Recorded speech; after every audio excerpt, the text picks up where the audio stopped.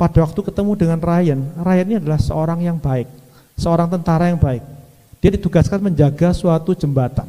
Jembatan ini adalah medan peperangan terakhir. Kalau sampai pihak dari Eropa itu bisa masuk ke sini, bisa kalah perangnya. Dan ternyata tinggal beberapa orang aja yang sudah meninggal. Jadi Ryan ini menolak untuk dibawa kembali ke Amerika untuk ketemu dengan ibunya. Dia bilang, saya ditugaskan, saya harus membela negara saya dan sebagainya. Jadi nggak mau pulang. Sampai akhirnya 8 orang ini marah. Dia bilang ini, untuk menemukan kamu, kita ini sudah berkorban macam-macam nyawa dan sebagainya. Kamu diajak pulang kok nggak mau. Gitu. Nah, singkat cerita akhirnya Ryan ini bilang, oke, ini rencananya besok ini akan ada gempuran dari pihak musuh. Kalau ini digempur selesai, akan ada bala bantuan Amerika, saya akan pulang. Tapi bantu saya mempertahankan jembatan ini dulu. Singkat cerita, dibantu sama 8 orang ini. Dan dalam film itu akhirnya kemudian hampir gugur semua 8 orang itu.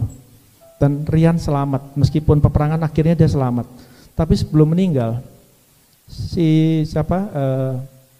sersannya ini sebelum meninggal dia bilang gini sama Ryan, kamu harus hidup dengan baik.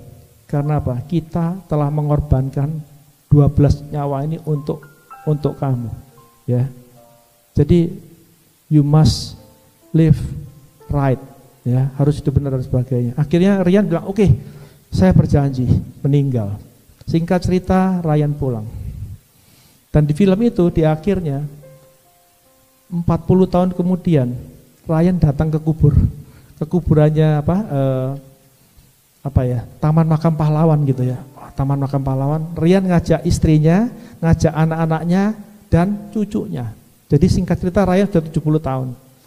Di situ Ryan berdoa dengan hikmat dan setelah itu dia menangis. Setelah itu dia menangis, dia panggil istrinya dan anak-anaknya. Terus dia bilang sama istrinya, namanya Mary. Mary, katakan kepada mereka, apakah saya telah hidup dengan baik sekian puluh tahun ini. Terus dia juga tanya sama anak-anaknya, bagaimana? Kemudian istrinya ini berkata, yes, you have do the good life, you have do the right things and everything. Ryan tidak henti-hentinya menangis karena dia bilang apa? Saya bisa hidup hari ini karena pengorbanan pahlawan-pahlawan ini dan sebagainya.